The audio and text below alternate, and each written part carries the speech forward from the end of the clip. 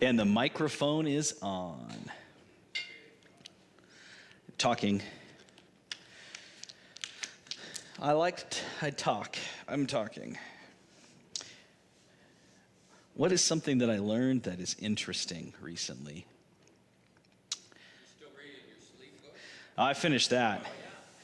Yeah, I finished that, and I haven't been sleeping great lately. I don't know why since I got home. So, and I thought maybe I was just like having too much caffeine, which is possible. But yesterday I didn't do too bad, and still didn't sleep great. I don't really know. So we'll see. But anyways, that's neither here nor there.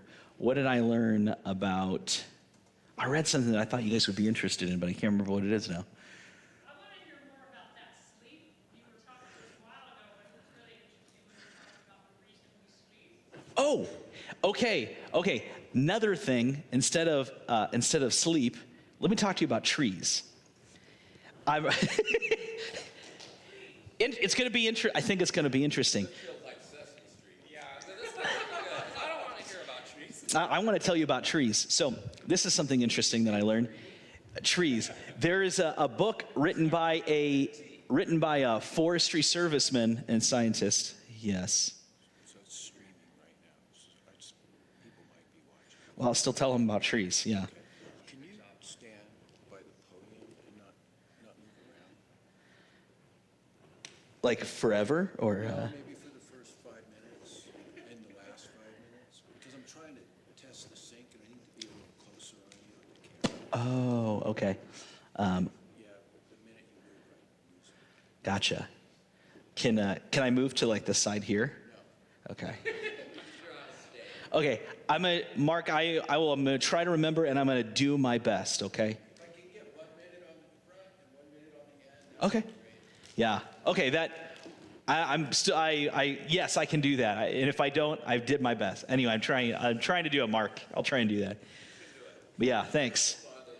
Yeah, that's exactly, well, this first one I have to like kind of make some motions, but that is what it is. Said stay there. Yeah. You've been dragging it. Oh, he didn't say, you're right. It said don't drag it. Hidden life of trees. I found it's pretty interesting. So trees communicate through the root system, sending electrical signals at 220 hertz.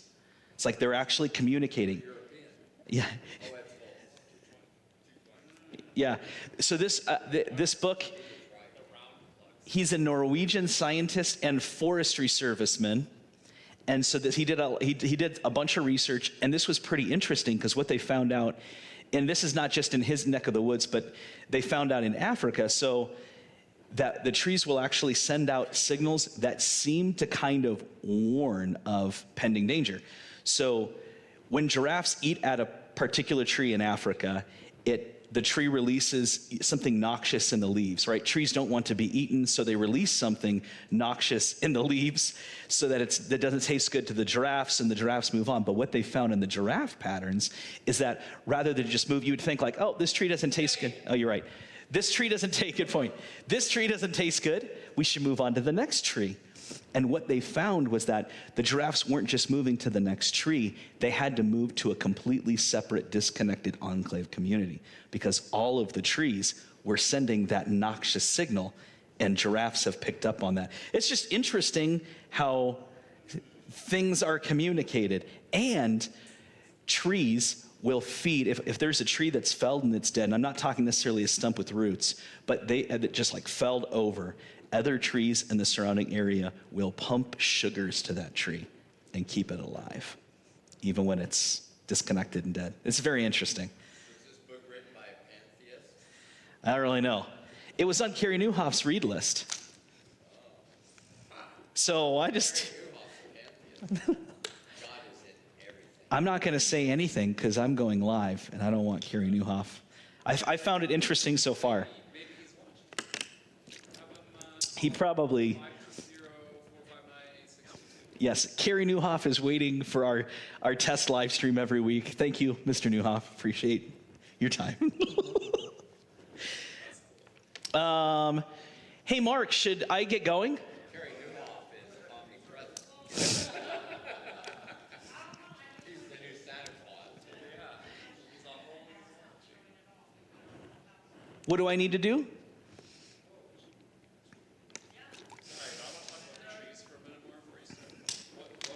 I'm good, but I'm just, when you guys feel good and tell me to get started, I'll do that. Until then, I'll talk about trees. Yes. Because we were talking about this a week or two ago, and it sounded a lot like Avatar. And now that you said it sounded a lot like Avatar. So, what's real, Justin? Yeah, I'm not too far into that book, so I don't know much more about trees. What about other plants? I don't know anything about them. What's another book that I read recently? Alive is God in them too. Oh, What plants just get no, oh, I'm sorry. Yeah, I'm really into this conversation. It's all good, Laura. Oh, that makes sense why there's nothing on it. That really does. So, what else was I learning? What was it? Oh, are you familiar with, this is an interesting thought, and it's actually probably from Hybrid Church, Randy. But I heard it in a separate, I was like reading a book by Mark Sayers called Non-Anxious Presence, or like Non-Anxious Leadership in Just a World of Chaos. And he talks about something called the gray zone that's just like a cultural phenomenon. And so a gray zone, this is interesting because I just don't really understand much about, except for what I read. But what he talks about a gray zone, he says that we're in a gray zone. A gray zone is when one era is finished up. So it's like the time between eras. So one era is finished up, but it's simultaneously overlaid with one that's starting. And so he talks about like post-war Europe, right? Post-war Europe had all the remnants of the old hierarchy and all the traditions and all the values, but we were in a markedly different season. That creates a gray zone because you've got the values of your old era, while some people are looking for values that embrace the new one that's coming, but you're in the land in between. And it's a cultural phenomenon known as a gray zone. And he's like, that's where we are right now. And it's a time of incredible anxiety. And so it's just very fascinating to me. And it's not the first one, but he says that's where we're at right now. But the thing about Moore's Law in Hybrid Church that I found was interesting, and it basically says that our computer processors, this was interesting, they double in speed every 18 months. And it's been doing that since 2013. So a computer that was released versus one that's being released now, I mean, what is it? By 2025, your computer will be 64 times faster than a 2013 computer. And then if you just think about that exponential, the processors, they double in speed every 18 months. And I can't remember the gentleman's first name, but it's an electrical engineer that coined that, probably worked for Intel, coined the Moore's Law, Moore's Principle, and it's standard in the industry. So you just think about all the incredible things that are going to be possible we can't even imagine, because a processor that doubles in speed every 18 months is just nuts to me. That came from the 90s. Okay. When the computers first came out, because it was the 80, 88 chips, 286, 386, 486, when they were going through all these chips. That's when it was coined. So I thought it had stalled out, so that's interesting to hear that it's still in effect. Yeah. It's still in effect. I think it's just so in effect, it's the industry standard. And so it just makes you think, like, how could you possibly predict the next pattern or trend or where things are going to go? And like, how can we just imagine what the issues or problems or things will be? Like, 50 years from now, how much faster will things be? And with that much juice and power, what will people be able to do? And then honestly, because of sin, what problems will that create? I have no idea. So I think I'll be still alive 50 years. I mean, I guess I don't know. Nobody knows, but maybe. Maybe the processors will keep my heart alive. I have a super heart. Yeah, trees will send you their life force. You're dogging on trees, man. You're dogging on trees. But the Bible uses a ton of plant and tree metaphors. There must be something neat to the design. I'm just saying. The tree of life. Yeah, that's true. Oh. Thanks, Laura.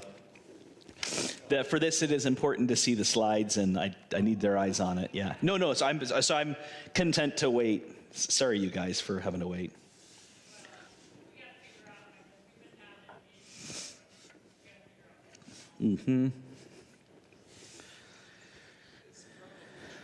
I guess it makes sense that, I'm not really sure how, but it seems to make sense. Like the trees talk to each other, you know, to an extent. That there's some sort of harmonic electrical impulse, and then it causes a chemical reaction in the surrounding trees. It makes sense. Yeah. Because I think it makes sense. I don't know why I think that. Yeah. Weird stuff going on. So that's the interesting thing, and that's how trees. That's how like plants and trees in general operate in the wild, right? The Joshua Tree Forest, right? The ancient ones. It's like that's how they communicate. That's how they work. That's how they grow as powerful and mighty and huge as they do. It's said. So the thought is we have domesticated agriculture to such extent, so little, yet they're. Right? They still get rid of stuff in order to keep the prices where they need it. You know, they still do that because everything's so domesticated, everything's so mechanized. And I understand in an industrial age how that would be beneficial. But the problem is when the plants and trees are wild, they're able to operate along those systems and keep them safer from pests and to be able to protect themselves to some extent. When you mess with that kind of wild system, then they're more susceptible to disease and famine and bugs and pests and pestilence and that sort of thing. So that's the danger of, that perhaps we'd have some more resilient crops if we let things go a little bit more natural. So. Have you ever made a potato battery? No, Graham? Really? You go to the store and get a big potato. Yeah. Yeah. Can you drive a car with it? A potato car? If you have a potato truck, all the potatoes in the back, they're just there, and their power. They've got a bunch of wires going from a basket full of potatoes in the back all the way to the hood of your car, plugged into the battery. Yeah. It's a good thought, Graham. So that'll be our first podcast episode. What should our show be called? It's got to be really catchy. Don't say anything about potatoes. It's got to be bigger than that.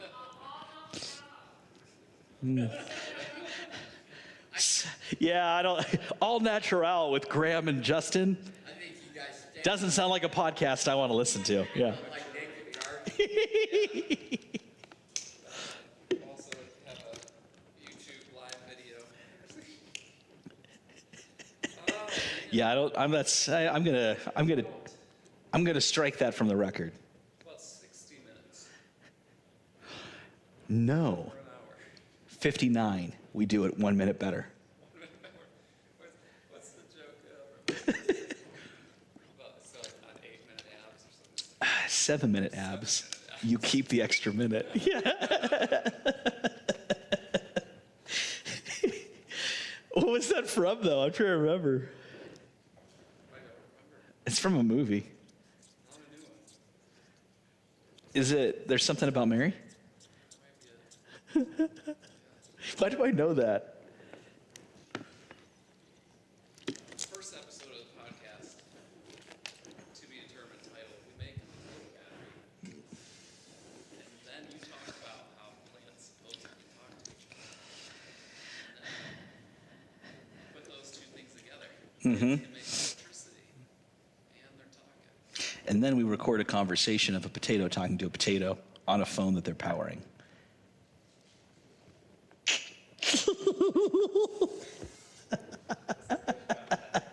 It is. This is golden content. You've never made a potato battery. That's true. Randy's smiling, but I think it's because he's trying to think about how much to give us for our Kickstarter. So It could be. Founding member donation. yeah. $5, probably good. Enough to get a potato and some little wires. I hear you hung up on this. But don't make one. Don't go make one. We want it to be an authentic experience. Since you're the true believer about the trees talking, I want the whole internet to see potato battery phenomena. I didn't say they were talking. I just said they were communicating to each other. Yeah, okay. So what should I do? Did you guys reboot the soundboard? No, I'm rebooting the Mac right now. But I like heard that pop. I rebooted ProPresenter and that didn't work, so now I'm rebooting the entire. Oh, maybe that pop wasn't coming from me. Maybe it was coming from your computer. Yeah. Nope. But this is good content. That's a goofy podcast content. But what would our real strategy be if we were to do a podcast? If you got ideas, Randy, I invite you into a serious conversation. Well, I know we've talked about the stuff that comes out in our message talk.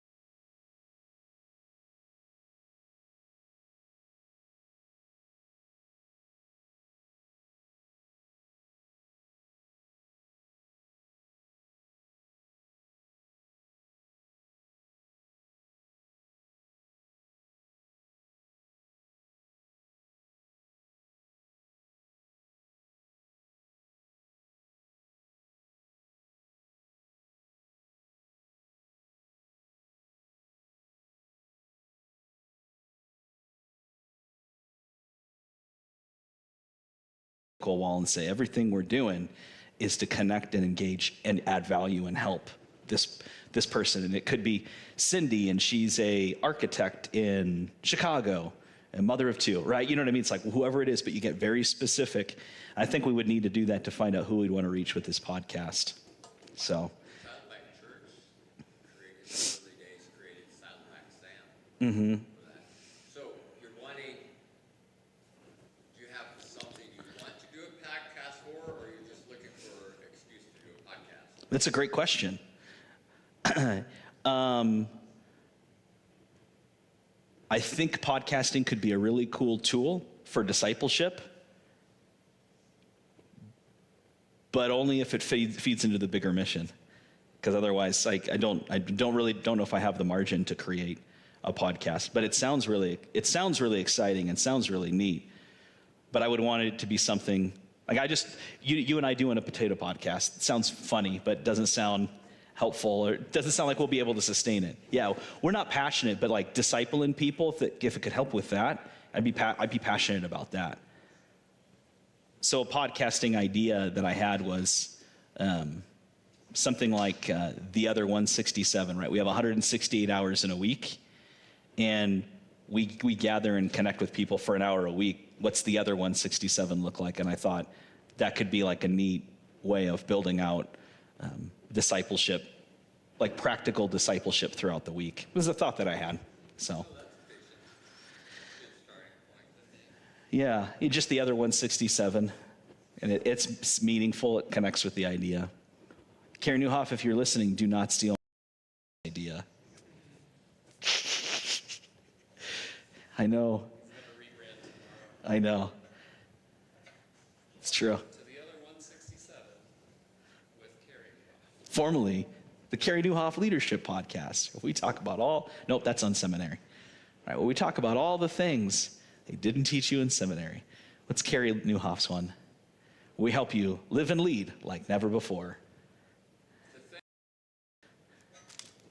When he got Thrive as his sponsor, he changed his slogan. Thrive in life and leadership. And then they were no longer a sponsor, but he was still stuck with that slogan. Oh, bummer.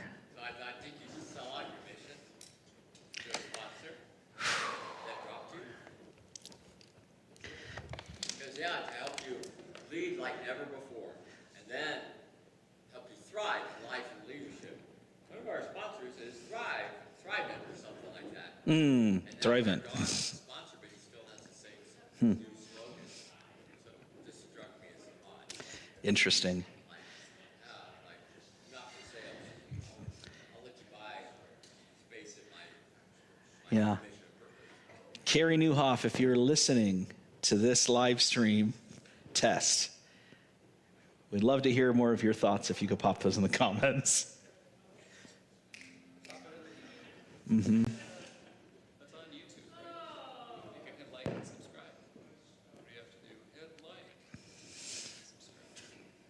subscribe. It just froze up again. It never unfroze, like, we just can't, it's just not functioning properly. Huh.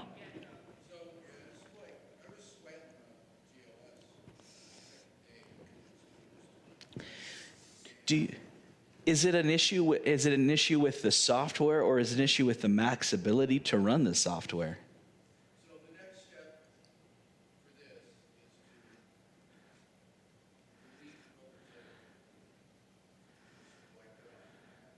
delete That sounds like a good plan. well, there's downsides to that. Because you could potentially lose all your historical files. And specifically, like, templates, building like the song templates, and the templates for the sermon, the templates for. Well, that would be bad.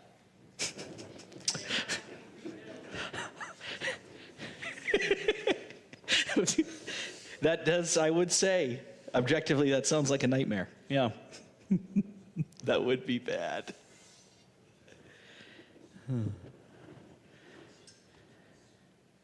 Sorry.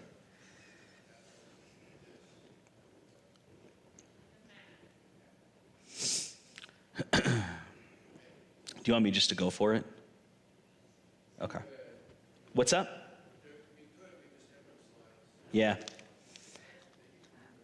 Yeah, thanks. I can move around. Okay, thanks.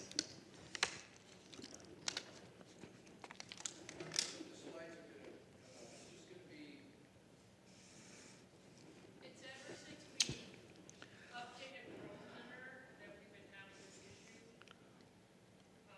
What's Pro Presenter say about it? They have, there's a lot of different testing and stuff to figure out which of their folders are causing the problem. Why can't they push the old update, revert it back? They're not able to undo their update?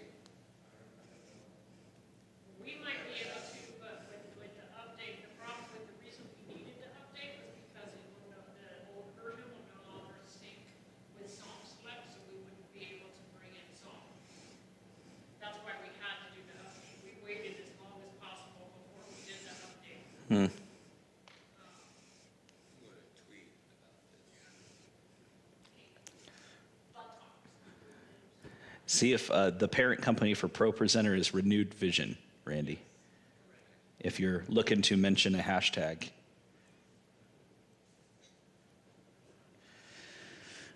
Well, I'll go ahead and pray. Unless, Randy, you want to finish tweeting. Oh, here, it's at Pro Presenter. Okay. Okay. And then I'll just jump in and we'll do the best that we can. Does that work for you gentlemen today? I'm sorry for the delay. Let's do it. You all right, Randy? Okay.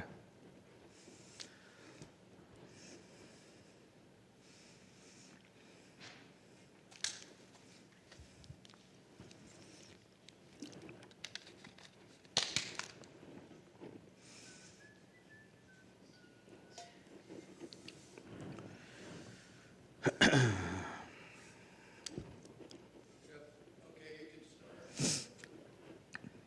see if this sounds good. Okay. After the last update by Pro Presenter, their software has been utterly useless, and we can't get support at TMC 4SV. Is that clear enough? I would Tweet it. or eat it or eat it, whatever it is now. Yeah. Sounds good, and we'll see what they say. Thank you thanks for doing that. Thank you for working back there and whatever we got to do, because the unreliability for GLS for the weekend, even for today, it's just, I know it's no good.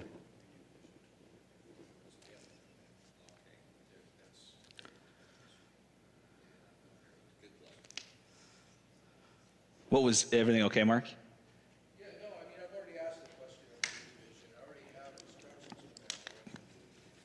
It's just a very, very detailed.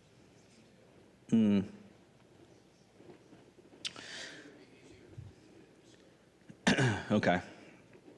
Well, feel free to, go on that whenever we've got stuff back. If you've got some stuff backed up, that sounds like a good plan. And then the problem with that is we don't know, just because we have it backed up, we don't know if there's any way to restore it. Gotcha. Without restoring the problem. Well,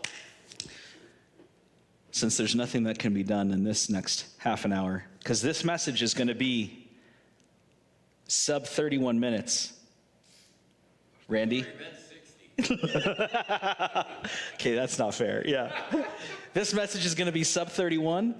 I don't know. Let's see what I can do. I hold communion, so that's not necessarily fair, but whatever. What's up with 31? What did you do? Just throw the cups at people? So. Started with 21 minutes on Thursday. Well, good work. Dang. Okay. Well, let me pray. I didn't have as much to say. Okay. Well, then you guys help me take out some things I said. Let me go ahead and pray, and then I'll jump right in. And then, Laura, thank you for doing your best. Father, I thank you. I thank you for the people in this room, and the joy that it is to be able to be about your work and to be about your mission together. That you have put us together in a body, you've put us together on the same team. And I do wish that I do pray and ask that you'd fix and solve these issues, that there'd be nothing lingering, nothing held over for the weekend, and there'd be no stress, there'd be no barriers to people hearing good news, your good news. Between now and then, I trust you with what you're going to do in this time, and I trust you with what you're going to do this weekend. And just speak your heart. Help us to hear your heart, Lord. And as we get started, one of the things that I've noticed is in faith and in life, there's something called the expectation gap, right? When our expectations with reality, when we have expectations and our reality does not match those. It's an expectation gap. And I think a lot of times people experience an expectation gap when it comes to God as well, between what they believe a loving God would allow and the reality of what's going on in their lives, right? They had expectations of what a loving God would allow, but then this is what life looks like, and there's pain, and there's suffering, and there's things they never anticipated, and there's just stuff that doesn't make sense and is confusing to them. And this gap is a tough place to be, and I think we all face it in many areas of life, and in faith, it's a huge challenge. And many times when this gap is there, this experience causes many people to question God in different ways, whether he cares or whether he's listening or whether he loves us. And in that gap, some people, they fall into